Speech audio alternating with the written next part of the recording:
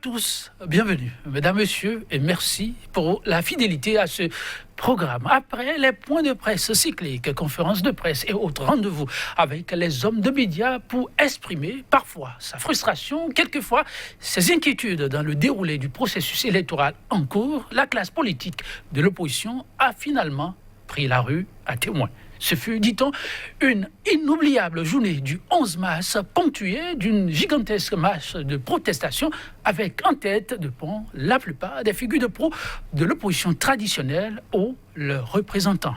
La marée humaine évaluée à un peu plus de 75 000 participants. À en croire les organisateurs de la marche, seulement 5 000. À en croire la police a pu battre le macadam sans le moindre incident, ce qui était craint. Pas d'aucun. Principale revendication brandie à tue-tête des législatives avec pleine participation de l'opposition. Marche pacifique pour une élection inclusive. L'opposition en quête réelle de consensus ou dans la provocation. Il s'agit là, mesdames et messieurs, du thème en débat. Et pour l'instant analyse, nous recevons pour vous un politique et un universitaire. À ma droite, Nouréni Achale, député à l'Assemblée nationale. Il est le porte-parole du parti FCBE. Nouréni Achale, bonjour. Bonjour, monsieur Joël. Et merci pour la disponibilité. C'est moi. En face de lui, Prudent Victor Topano, ancien garde des Sceaux.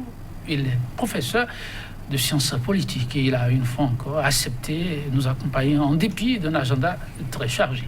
Prudent Victor Topano, bonjour. Bonjour. Et merci pour la disponibilité. C'est moi qui vous remercie de m'avoir invité. Le plaisir est partagé énormément. Invalidation des dossiers de candidature de l'opposition pour les législatives du 28 avril prochain.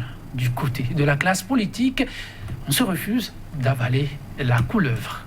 Comme un seul homme, les acteurs concernés sont descendus dans la rue pour crier leur ras-le-bol face à un processus électoral qualifié de biaisé, tronqué et exclusif. L'appel était dans l'ensemble à la participation de l'opposition aux prochaines joutes électorales. Nouréni Achale, je vais me retourner d'abord vers vous, puisque c'est vous, acteur politique, qui avez porté le mouvement. Pourquoi décider de descendre dans la rue quand on a en face de soi un chef qui finalement a tendu la main? Merci beaucoup, monsieur Joël. Et pourquoi aller dans les rues alors que le chef de l'État a tendu la main? Nous sommes allés dans la rue parce que nous ne faisons plus confiance au chef de l'État. Jusqu'à ce niveau-là? Oui. Après ce que certains ont appelé confession du chef, la situation est critique. Il a dit et il faut une élection inclusive. Il a dit ce qui n'avait pas sorti avant. Nous voulons savoir que la confession de foi du chef de l'État soit réelle. Et nous n'en sommes pas sûrs. Donc, je disais tantôt que nous n'avons pas confiance au dit du chef de l'État parce qu'il y a eu plusieurs cas par le passé. Je vais vous citer le cas de ne taxez pas mes mots. Et quand les GSM avaient augmenté le prix des mots, et la jeunesse s'est offusquée, et le chef de l'État, quelques jours après, a convoqué les GSM, les sociétés de GSM, et a demandé qu'on ramène le prix à la normale, ce qui a été fait. Mais quand les gens ont baissé la garde quelques jours après, ou quelques semaines après, et on a remarqué à notre corps défendant que les prix ont été exagérément augmentés. Et c'est ça que nous avons gardé jusqu'au jour aujourd'hui. Qu'il vous souvienne également, les syndicats de la santé de qui le chef de l'État a obtenu un moratoire pour régler leurs problèmes.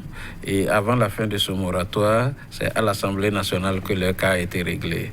À l'Assemblée nationale qu'ils ont vu qu'ils n'ont plus droit à la grève. Et jusqu'à aujourd'hui, rien n'a été fait pour eux. Donc, le chef de l'État nous envoie, nous aussi, de la classe politique à l'Assemblée nationale pour qu'on règle le problème et pour que les élections soient inclusives.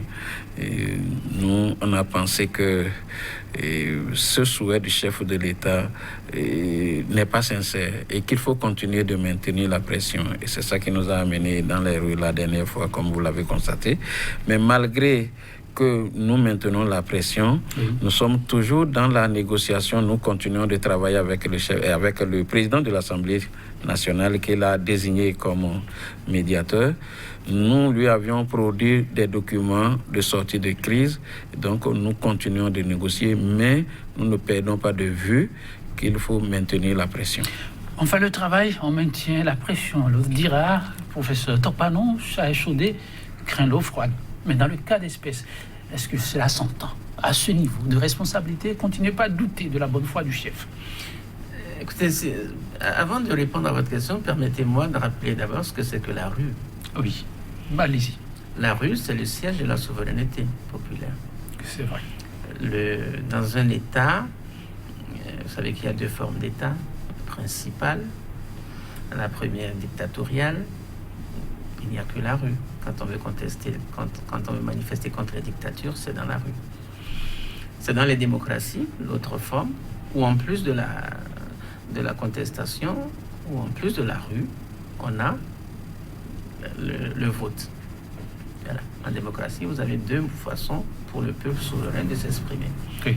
Eh bien, puisque vous avez ouvert ce volet, je me vois dans l'obligation de vous poser la question que certains téléspectateurs auraient bien voulu vous poser s'ils sont là.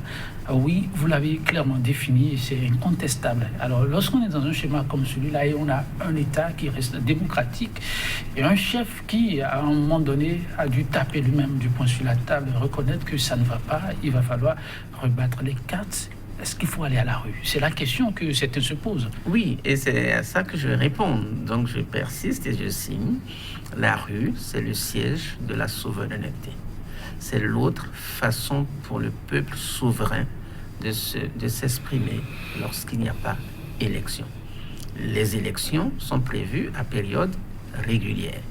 Donc entre plusieurs ou deux élections, on a la rue qu'on peut utiliser au quotidien. On utilise la rue pour s'exprimer, soit pour défendre une cause, soit pour lutter contre une décision des gouvernants. Donc il faut bien comprendre que c'est un moyen démocratique qui est offert à tous les citoyens. Et je fais partie de ceux qui pensent que dans les prochaines années, disons même toute la génération à venir, il faudra éduquer davantage notre peuple à prendre la rue. Nous sommes l'un des rares peuples démocratiques qui ne prend pas suffisamment la rue. Nous avons construit une démocratie... Vous ne pensez pas que c'est mieux pour cette démocratie-là? Laissez-moi vous dire, les deux vont de pair. Lorsque la génération précédente, 90 à aujourd'hui, nous a fait construire ce que j'appelle un État institutionnel, une démocratie institutionnelle. Les Béninois sont très attachés à leurs institutions et le manifestent de façon régulière à toutes les échéances électorales. Ils vont s'exprimer afin de les construire et de les consolider. Il manque une deuxième béquille à cette démocratie, c'est l'expression plus régulière de la souveraineté nationale en dehors des périodes électorales. Il faudrait que de façon plus fréquente, les Béninois puissent aller soit dans la rue, aller dans la rue, soit pour défendre une cause, dire par exemple que le sida est une cause nationale, il faut se mobiliser pour, afin que les pouvoirs publics consacrent beaucoup plus de moyens pour ça. Il faut qu'ils puissent dire par exemple que la laïcité est une valeur fondamentale et que certains comportements, les dirigeants ont tendance à la violer, etc., etc. Ça nous manque. Et il faudra qu'on éduque notre population, nos concitoyens à l'utilisation, je dirais, beaucoup plus régulière de la rue. Et donc, pour moi, si pour une fois, depuis au moins 3 ans, disons les choses comme ça, que l'opposition demande à la rue, au suffrage, je veux dire, à la souveraineté populaire de s'exprimer dans la rue, il faut les en féliciter. Ça participe de l'éducation du peuple à la prise de possession de son espace d'expression de la souveraineté nationale. Maintenant, dans le cadre particulier qui est le nôtre. Je pense, et vous avez bien fait, de noter que c'est la première fois que nous voyons le président de la République dans cette posture de mercredi dernier. Et il faut s'en féliciter. Il faut même souhaiter le voir plus souvent dans cette posture. Et pour dire juste derrière que si c'est l'attitude de l'opposition qui l'y a contraint, enfin une fois, il faut aussi remercier l'opposition et leur demander de le faire plus souvent. Parce que tout le monde a bien envie de voir un président beaucoup plus consensuel, beaucoup plus ouvert aux exigences aussi bien de la population que de l'opposition. Et donc, si c'est l'opposition qui fait très bien ou qui a très bien fait son travail cette fois-ci pour contraindre le président à nous montrer ce nouveau visage auquel on n'était pas habitué, puisque quelques jours plus tôt, il y a eu une première réunion au cours de laquelle ses propos étaient plutôt martiaux, etc. Bon, voilà, donc je pense que il faut féliciter l'opposition. Et maintenant, je ne trouve absolument aucune raison de dire que parce qu'il a été ouvert, on ne devrait plus marcher. Non seulement, je crois le député pourra me corriger si c'est inexact, l'initiative de la marche a été antérieure d'ailleurs à cette sortie, puisque la première fois, il avait été question de reporter parce que les délais légaux n'avaient pas été respectés. Voilà, donc l'initiative était déjà en l'air. Et puis en plus, quand vous allez à une table de négociation où on va chercher un consensus, tout le monde sait que les rapports de force, il faut les construire. Et si vous avez été capable de mobiliser 50 000 personnes dans les rues, quand vous allez à la table de négociation, si on ne vous écoute pas, c'est qu'on ne vous écoutera plus jamais. Donc, à la limite, c'était une très bonne chose de montrer les muscles avant d'aller à la table de négociation. Une façon de dire au président et aux siens, vous voyez, hein, derrière, si vous ne faites pas bien ce que nous voulons, ils sont prêts à revenir à la charge. Voilà. Oui. Donc pour moi, c'est une très bonne stratégie. En tout cas, stratégie, il y en avait aussi. On suit dans les détails ce qui s'est passé, Nouréni à Tchadé. On a souvent qualifié cette opposition d'un peu amorphe et subitement, on s'est demandé... Mais, elle a dû se rendre à une école pour faire ce qu'elle a fait là, mais en même temps, on se demande si cette école a été bien réfléchie. Vous êtes sur le plateau pour nous l'expliquer. C'était un lundi, jour où tout le monde est supposé être au service. Vous défendez une cause connue de tous. Mais là, surprise pour surprise, on n'a pas vu derrière vous que vous. On n'a pas vu derrière vous que des gens d'un certain âge qui peuvent se permettre de choisir lundi pour marcher. On a vu des artisans, on a vu des travailleurs de tout rang. On reviendra à celui qui est en face de vous. On ne sait pas vraiment comment ça s'est passé. Et toute cette jeunesse-là, vous avez demandé aux gens d'abandonner leurs travaux pour vous suivre. Ça s'est passé comment? Mais nous avons entendu tout ce que vous avez dit là sur les réseaux sociaux pour démobiliser. Ah bon? On a utilisé tous les moyens possession pour démobiliser, pour que les gens ne viennent pas à notre marche. Mais j'avoue que le fruit était mûr et il devait tomber. Quel fruit? Vous avez demandé une élection inclusive. Tout le monde était fatigué de la politique du chef de l'État, Patrice Talon. La politique économique, la politique sociale, la politique démocratique, tout le monde était fatigué. Votre initiative a finalement été un tremplin. Il fallait que tout le monde sorte pour dire non à cette gouvernance-là. Donc, notre appel venait à point nommé. Et nous avons pensé que c'est l'opposition qui devait marcher, mais c'est le peuple qui a marché. Et la police qui trouve que c'était 5 000 ou 7 000, vous avez dit, je crois qu'il leur faut des lunettes en bois pour mieux voir. Et les faits sont là, sacrés, et les images sont là pour montrer que c'est plus de 100 000 Béninois qui étaient dans la rue hier. Donc, c'est, comme je l'ai dit, il y a des gens dans notre République qui sont de mauvaise foi. Je ne pense pas qu'un fonctionnaire de la police voie cette marée humaine et puisse dire que c'est 7 000 Béninois qui étaient là hier. Donc, ceci dit, mais dans certains pays démocratiques comme le Bénin, il arrive qu'on appelle à la ville morte, je crois on dit, oui, non? Oui. Ville morte. Ce n'est pas les samedis qu'on appelle les populations journée, on dit journée ville morte. C'est les jours de travail. Tout à fait. C'est les jours de travail. Donc, moi, je ne pense pas qu'on puisse nous nous empêcher de choisir notre jour de marche? Est-ce que ça a empêché le marché de s'animer hier? Est-ce que ça a empêché les bureaux de s'ouvrir hier? Non? Nous, on a appelé les gens à la marche. Les gens sont venus massivement. Ils peuvent être des fonctionnaires, des artisans, sacrifier 2 heures, 3 heures dans la journée de lundi pour dire non à cette gouvernance d'il y a 3 ans. Je crois que ce n'était pas une mauvaise chose. Ce n'était pas perdre son temps. Donc moi, je pense que... Visiblement, ceux qui étaient là ont compris que ce n'était pas une perte de temps. Oui. C'est notre rédaction qui nous a permis d'avoir des précisions que nous avons apportées tout à l'heure. Artisans, étudiants, universitaires, oui, tous ils étaient là. Il y a des têtes qui n'étaient pas méconnaissables. Et au nombre de ces têtes, il y avait celui qui est en face de vous. Oui, Victor Tokpanou, on a pu constater que vous étiez sur le terrain, mais quelqu'un disait bizarrement, pas comme un figurant. Vous étiez plutôt actif. Et pourtant, je vous rapporte un peu ce que ce dernier m'a confié. On a parlé d'élections inclusives et que lui, il était là, c'est un artisan, pour demander, parce qu'il veut voter. Et il veut voter, c'est pour qui il veut voter. Alors, il était là pour demander une élection inclusive, mais qui serait heureux de savoir pourquoi l'université était là. Victor Tokpanou, étiez-vous là pour demander une élection inclusive ou, comme le disait Nouréni, c'était au-delà même de l'élection? Écoutez, je pense que le député il a raison quand il disait qu'en gros, pour reprendre, pour redire autrement ce qu'il dit, c'est un ras-le-bol de 3 ans de gestion politique. Et la politique a ceci de particulier qu'elle est englobante.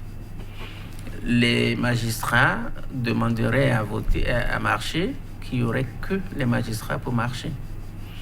Les enseignants du supérieur demanderaient à marcher, qu'il n'y aurait que les enseignants du supérieur pour marcher. Les policiers demanderaient à marcher, qu'il n'y aurait que les policiers. C'est-à-dire que quand vous allez dans les marches corporatistes, en général, il n'y a pas beaucoup de gens. Mais les marches politiques, parce qu'elles englobent toute la société, fait appel à tout le monde. Et si, comme on dit dans certains pays, si vous ne faites pas la politique ou si vous ne vous y intéressez pas, la politique vous fera. De toute façon, vous êtes géré par les acteurs politiques. Et donc, à la limite, il est important que de temps en temps, lorsque vous en avez le temps, parce que beaucoup auraient aimé être à cette marche, mais n'étaient peut-être pas dans le pays, ou alors avaient d'autres obligations, n'étaient pas à Cotonou, peut-être pour des raisons professionnelles, étaient à l'intérieur du pays. Beaucoup auraient voulu le faire, mais ils étaient malades. Donc voilà, lorsque vous réunissez toutes les conditions, que vous êtes disponible, que vous avez la force physique qu'il faut, etc., et que vous trouvez la cause juste, il n'y a absolument pas de raison de ne pas y aller. Donc j'y suis allé, en effet, parce que je trouvais la cause juste. Et comme je dis, depuis 3 ans, à petite touche, on a quasiment touché à presque tous les secteurs de la société. J'ai cité à dessein un certain nombre de corporations où les libertés ont été restreintes. On a restreint le droit de vote. Il n'a pas totalement disparu, mais il est limité à 2 jours par mois, bon, etc.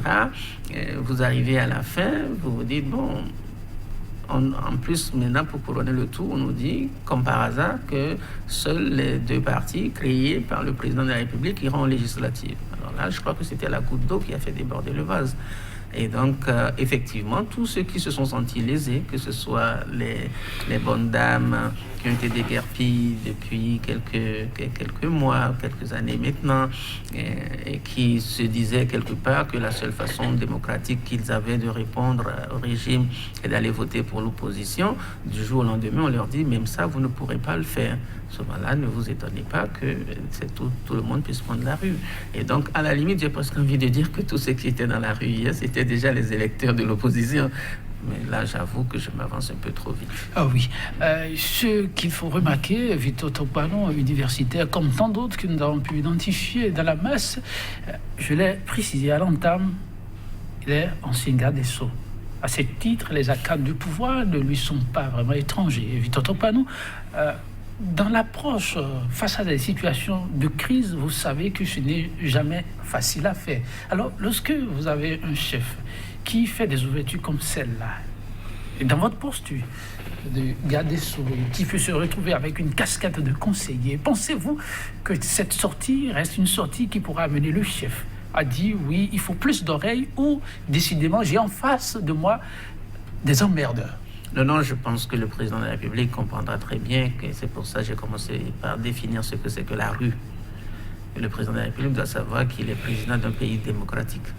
Et que dans la démocratie, en dehors des périodes électorales ou de façon régulière, on choisit ses représentants, on a le droit de saisir la rue pour s'exprimer régulièrement. Et donc le président de la République doit tout le temps être à l'écoute de la rue. Et c'est bien pour ça, peut-être que je n'ai pas été assez clair, que je disais qu'il va falloir qu'on éduque dans les 20 prochaines années notre peuple à prendre davantage plus la rue, en lui expliquant ce que cela veut dire, et qu'on ne va pas seulement dans la rue pour exprimer un mécontentement, mais qu'on doit pouvoir également y aller pour défendre une cause, quand la cause elle est noble.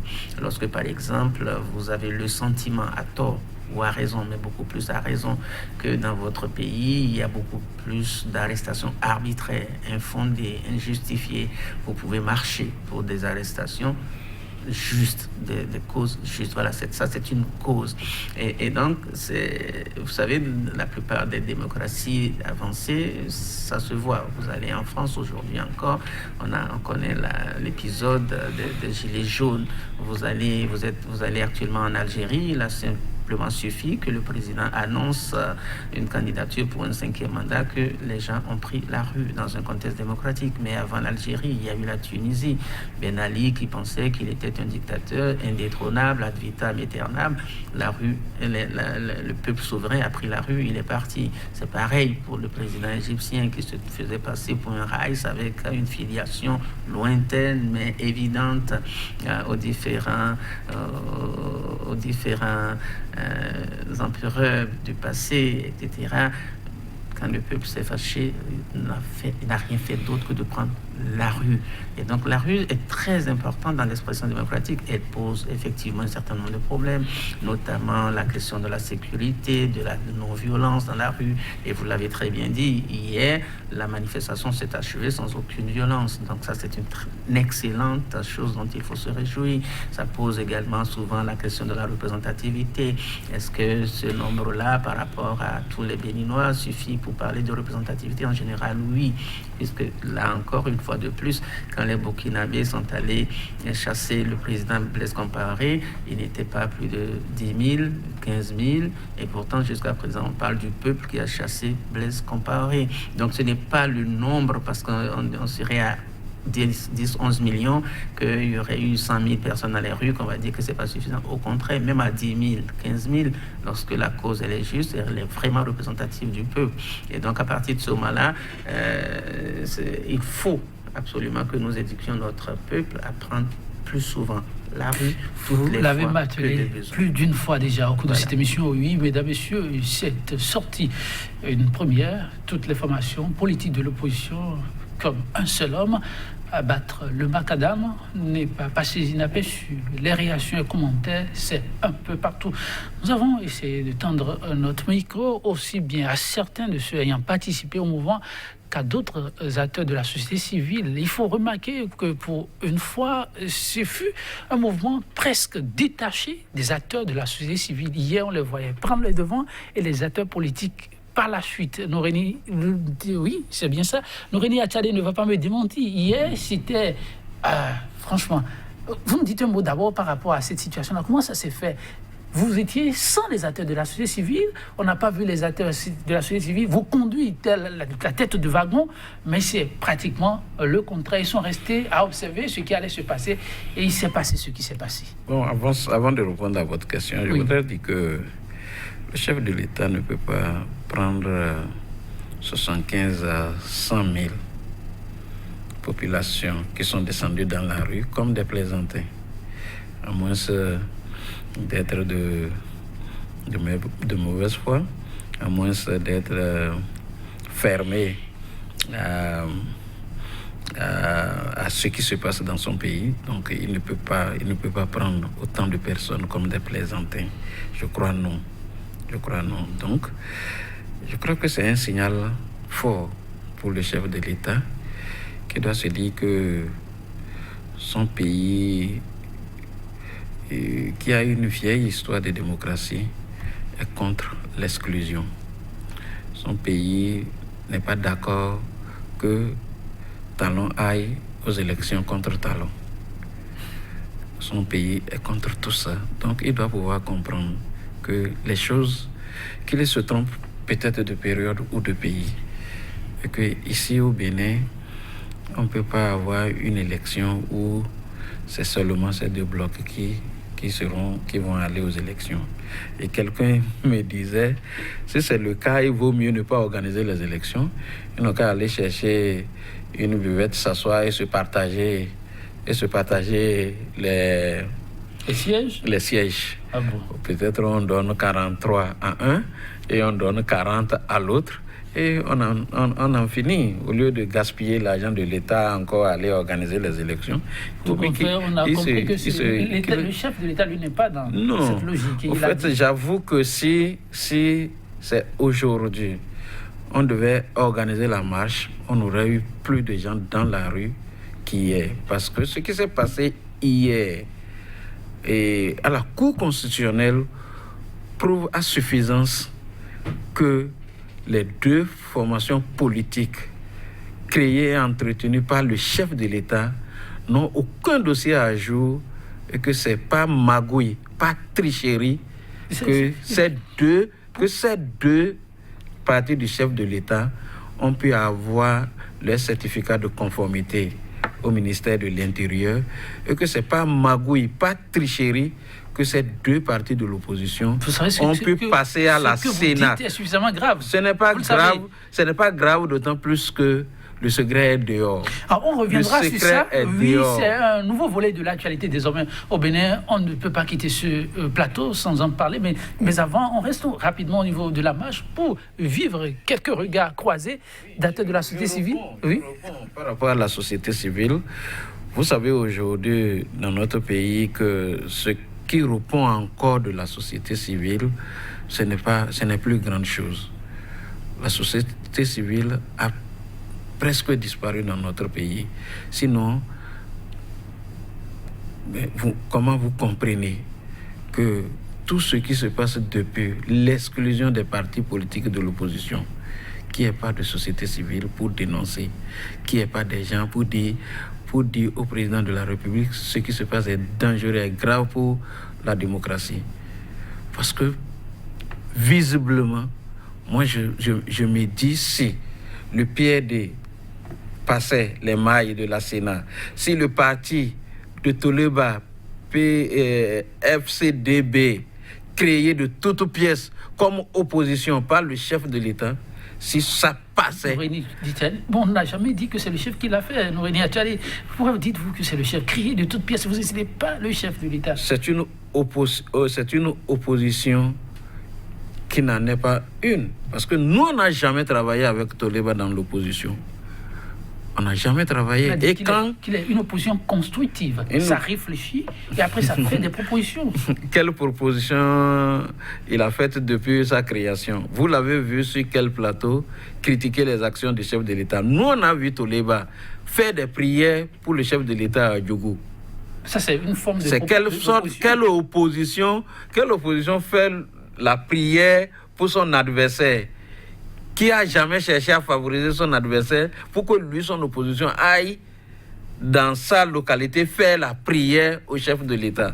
Donc nous, on pense, pour nous, c'est une opposition fabriquée pour jouer le rôle qu'il est en train de jouer aujourd'hui. Ça veut dire quoi? Si le parti de Toleba franchissait les mailles de la Sénat, on aurait pu dire qu'il y a un parti de l'opposition dans le jeu, donc on va aux élections.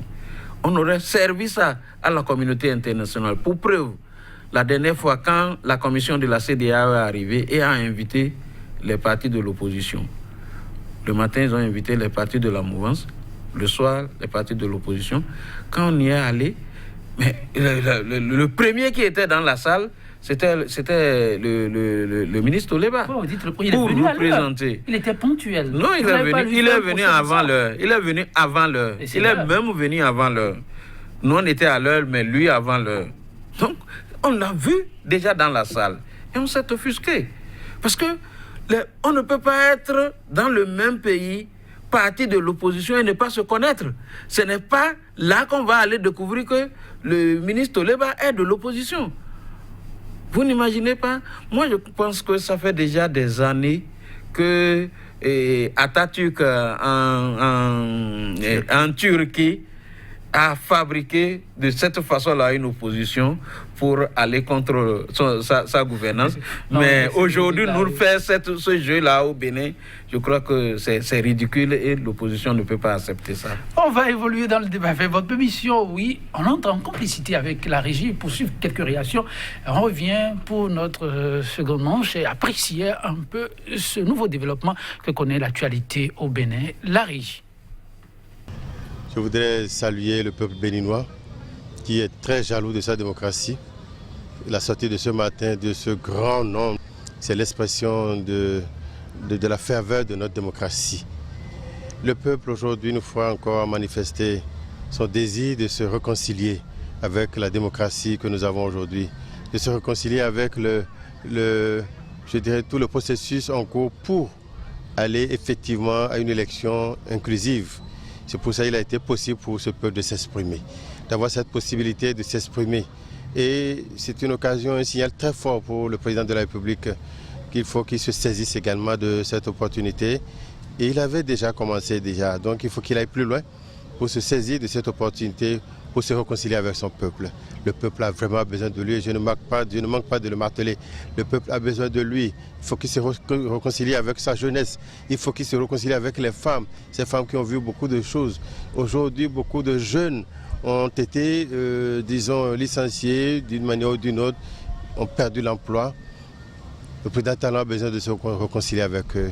Nous avons besoin donc de suivre l'exemple qu'il a donné en disant « Je veux bien organiser une élection dans les ferveurs qu'il faut, dans la convivialité qu'il faut, comme cela se passait avant moi. » Ça veut dire aujourd'hui, nous avons reçu un signe important, n'est-ce pas, du peuple qui veut lui dire « Nous aussi, nous voulons aller aux élections.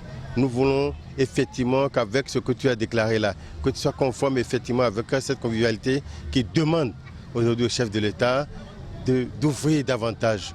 Au-delà de ceux qui vont partir aux élections, il faut que tous ceux qui sont concernés par ces élections-là soient partie prenante. Nous avons constaté une très forte mobilisation de la population aujourd'hui, des jeunes, des femmes, et même des personnes âgées qui sont sorties massivement pour montrer leur mécontentement par rapport à tout ce qui se fait dans le pays. Nous sommes déjà dans des conditions de vie de plus en plus difficiles.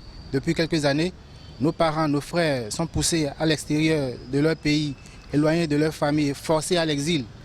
Et nous sommes au chômage, nous avons faim.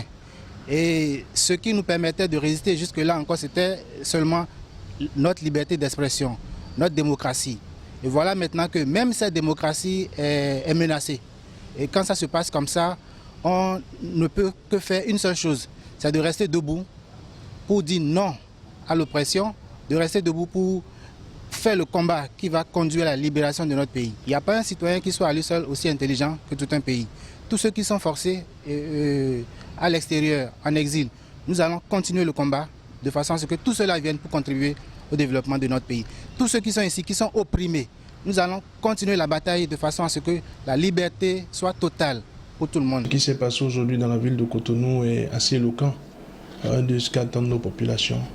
Nos populations attendent des hommes politiques beaucoup plus de réalisme, beaucoup plus d'objectivité, beaucoup plus de justice.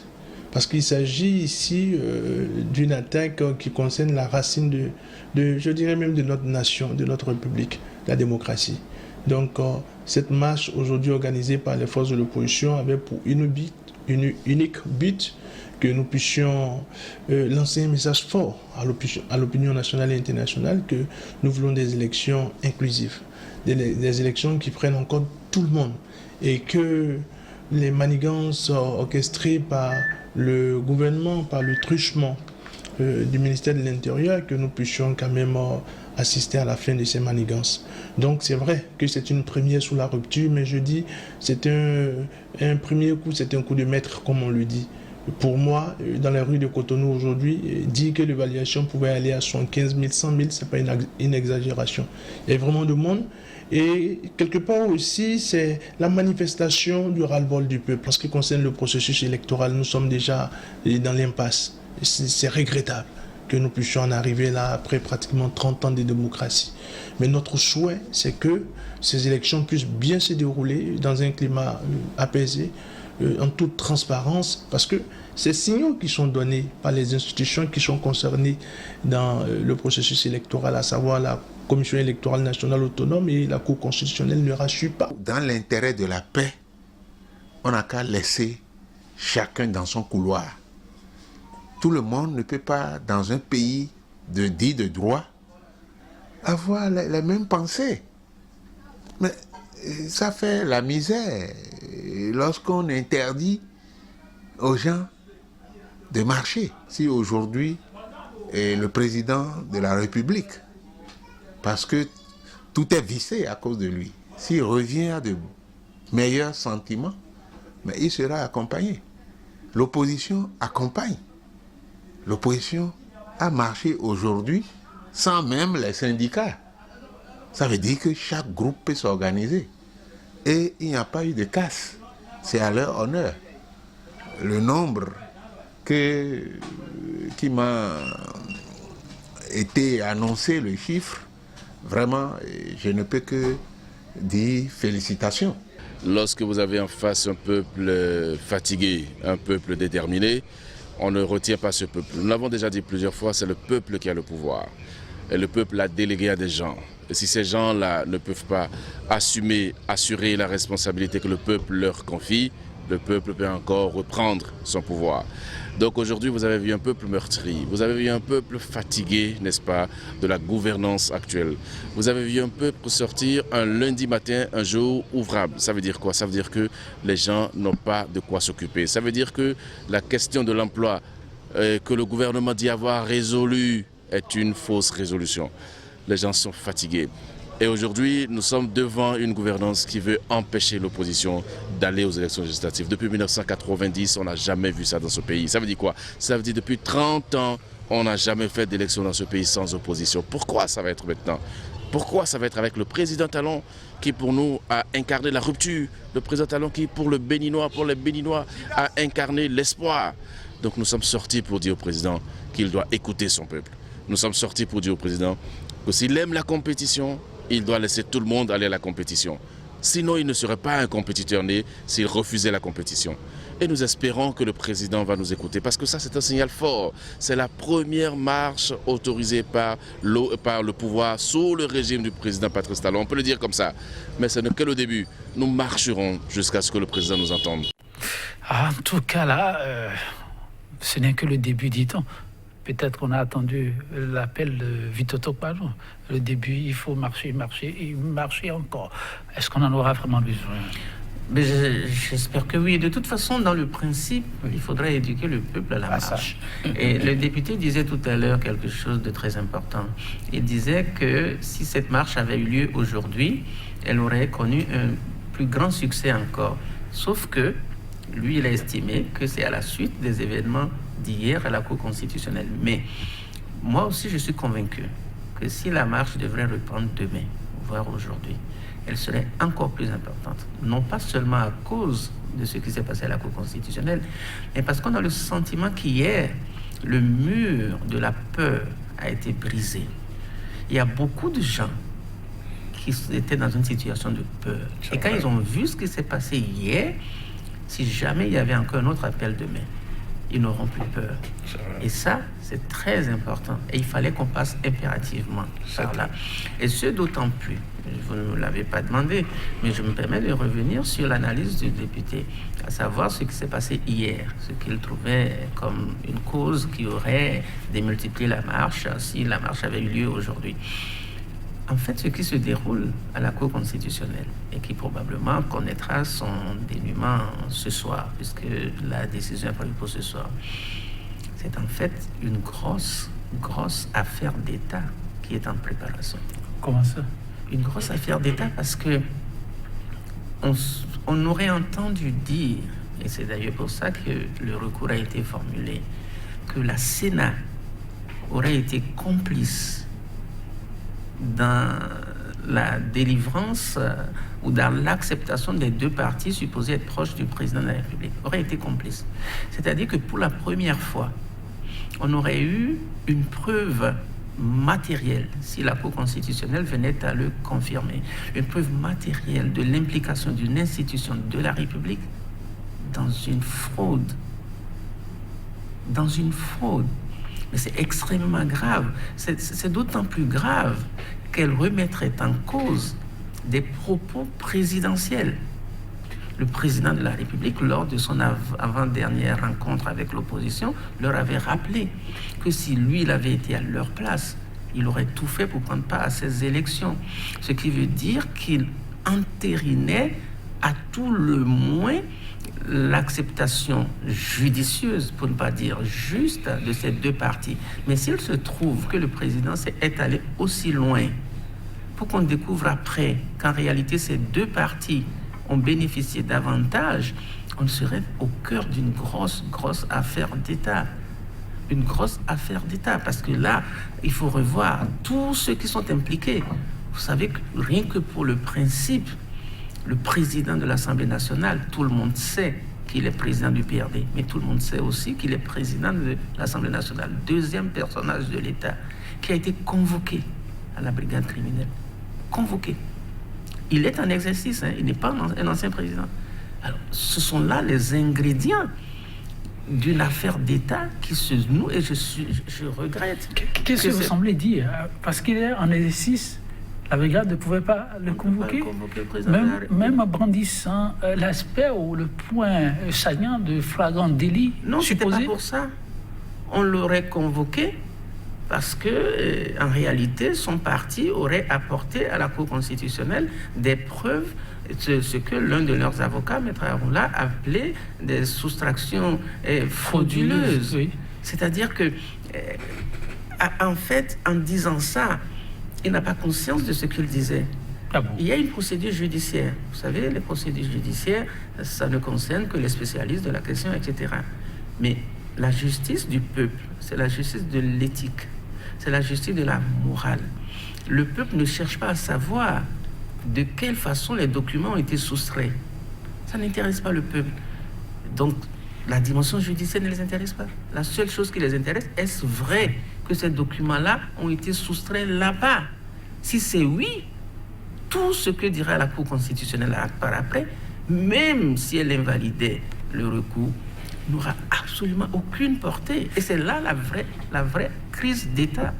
C'est une affaire d'État qui aura impliqué non seulement le président de la République, mais le président de l'Assemblée nationale. Et qui plus est, pour couronner le tout, la structure créée depuis 1995 pour s'occuper de la gestion des élections chez nous, à savoir la Sénat. Alors si on en arrive là, je suis désolé, mais sans être un acteur direct, ce serait à désespérer pour notre pays. Et là, je crains qu'on En tout cas, les regards sont tournés vers le Bénin et on retient le souffle pour ce qui se joue. Et c'est à raison que Norélie disait tout à l'heure, le secret est en dehors. Oui, moi, je fais mienne les propos de professeur Topano. Et je dis, ce qui se passe en ce moment est très dangereux pour notre pays. Très dangereux, parce que quel que soit le résultat de la Cour constitutionnelle, la crédibilité aujourd'hui de la Sénat est en jeu. Est-ce que la Sénat peut encore organiser au Bénin des élections transparentes? Si seulement pour dire qui est à même d'aller aux élections, on fait déjà des tripatrouillages. Si à ce niveau-là déjà, qu'adviendrait-il des résultats, de la collecte des résultats. Vous appelez là à l'autre plateau et moi je vous y convie si vous êtes disponible, pourquoi pas demain pour le faire. Mais avant de conclure, j'aimerais quand même avoir quelques approches de solutions par rapport à ce qui se joue désormais et cette crise ambiante. Je commence par vous, oui. Oui, les approches de solutions, c'est de permettre que toutes les formations politiques reviennent dans le jeu démocratique qu'on organise une élection inclusive. Je sais que le chef de l'État, en demandant que l'Assemblée nationale règle le problème, je sais que lui-même, il sait ce qu'il doit faire, mais il pousse le problème vers l'Assemblée nationale. Mais moi, je constate déjà que ces partisans à l'Assemblée nationale sont de mauvaise foi, parce que quand le président de l'Assemblée a demandé, vous avez suivi son point de presse, quand il a demandé à toutes les formations politiques d'amener leurs propositions de sortie de crise, eux, ils se sont empressés de dire que la loi telle que votée est bonne et qui ne reproche rien aux deux lois électorales, qui ne leur reproche rien, et que la loi est bonne selon eux, et qu'ils n'ont rien, et que c'est ceux qui sont en train de contester les lois qui doivent faire les propositions. Donc, si le chef de l'État lui-même, qui est leur patron, trouve qu'on est dans l'impasse et que les lois ne sont pas applicables, qu'il faut trouver une solution, et que eux, à l'Assemblée, qui ont voté ces lois-là, ne veulent pas faire de propositions, je crois qu'il y a quelque chose qui ne va pas. Je ne sais pas s'ils sont dans le chemin de trouver une solution au problème qui est posé. Oui, puis Toto Panou, quelques propositions. Oui, je pense que la première chose à obtenir, c'est l'arrêt du processus électoral. Parce que la date de dépôt des dossiers est déjà passée. Même si on trouve un consensus aujourd'hui que le calendrier n'est pas arrêté, ou en tout cas remodulé, même ceux qu'on admettra dans le jeu ne pourront même plus se présenter, on leur opposera les dates qui sont déjà passées. Donc il faut déjà arrêter. Et moi je pense qu'en arrêtant, on peut repousser d'une semaine. En une semaine, on pourra très bien le faire et tenir dans les délais. Parce que le mandat finit le 15 mai, les élections étaient prévues pour le 28. Si on reporte d'une semaine, à peu près au 5-6 avril, on peut très bien faire cette élection. Autre chose, geler les effets de ces deux lois, notamment le code électoral et la charte des partis. Retourner aux élections avec le code de 2013 et la charte des partis de 2003, qui ont très bien permis au président de la République de se faire élire en 2016 et qui ont également permis à l'Assemblée actuelle d'être élue sans que personne, dans un contexte de compétition évidente, puisqu'à l'époque, voilà. Et donc, sinon, si on ne le fait pas, je crains qu'avec ce mur de peur qui a sauté hier, le peuple reprenne ses responsabilités et aille l'exprimer. Merci à vous, Victor Topanou. Merci également à Norénie Achale, chers téléspectateurs. Oui, vous auriez bien voulu qu'on passe plus de temps avec nos invités. Nous verrons bien, dans la mesure du possible, avec leur agenda, comment les retrouver pour un autre plateau. Pour le numéro du jour, on s'en arrête là. Je vous accompagne sur cette citation de l'écrivain et homme de plume média, Émile Zola. Je le cite: « Aucun bonheur n'est possible dans l'ignorance des faits. » Il faut pouvoir s'abreuver et s'imprégner de l'essentiel. La certitude reste seul fait d'une vie paisible et calme. Bonne suite de méditation chez vous et à très bientôt pour notre plateau de 100% BD.